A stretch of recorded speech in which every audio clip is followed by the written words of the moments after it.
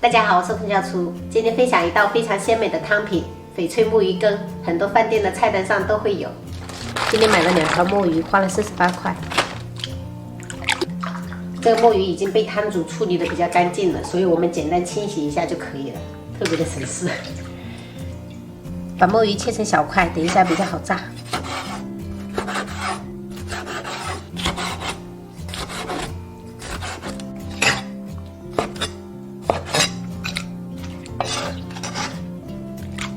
墨鱼须我们也切成小块，这个墨鱼须就不用下去炸了，可以保留一下口感。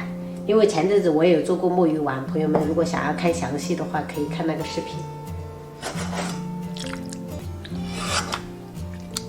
把墨鱼块加入到破壁机里面，加入一点点盐，不需要太多，适量的白胡椒粉，50毫升清水，直接打成墨鱼泥。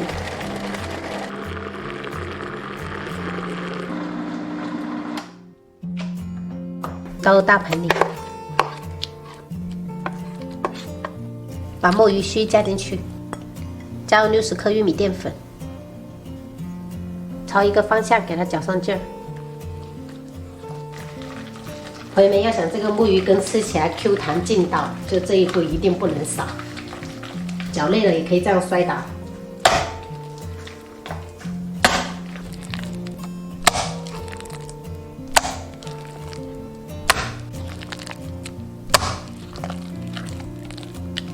差不多像这样子就可以了。碗中加入1小把干贝，加入清水提成泡软。准备一把洗净的菠菜，切成小段，直接加入到开水中焯水30秒。朋友们，焯水时间不用太长，主要是为了这个菠菜更加的翠绿，而且可以去除一些苦涩味。捞起来立即过一下凉水，让它冷透。把菠菜沥干水分，加入到破壁机里面，倒入500毫升清水，打成菠菜汁，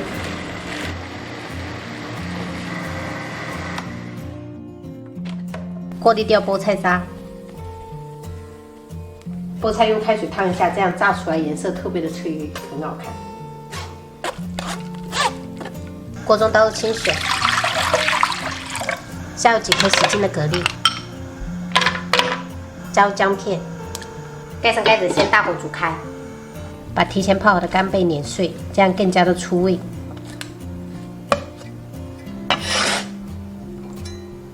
打入一个蛋清，搅散备用。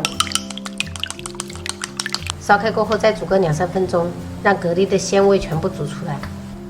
时间到过后，把花蛤跟姜片夹出来。这个花蛤也不要浪费了，等一下给小孩子做一个花蛤炖蛋。转最小火下入干贝、墨鱼羹。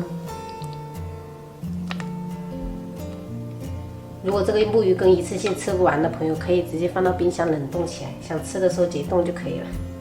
然后开中火煮。墨鱼羹煮熟过后，倒入菠菜汁，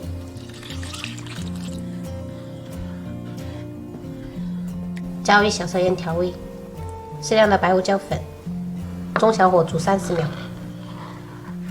菠菜汁倒下去过后，我们烹饪就要快一点，不然等一下它变颜色了就没有那么翠绿了。倒入水淀粉勾芡，边倒边搅拌。倒的时候一定要随时观察一下状态。最后加完的状态是这种稠稠的就可以了。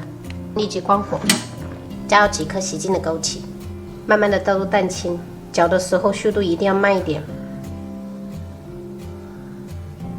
像这样搅匀就可以了，一道非常鲜美的翡翠墨鱼羹就做好了。哥哥甲猪猪，哥哥甲猪猪哦。你煮什么鱼啊？白鱼呢？你给我做哟。蛋蛋妈妈喂。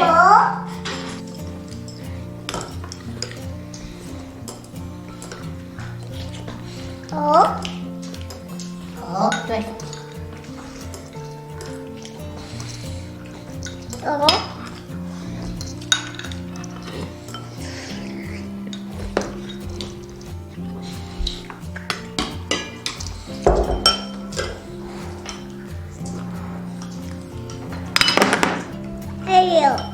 哎呦，哎呦，爱夹屁耶！很难哦，哎呦。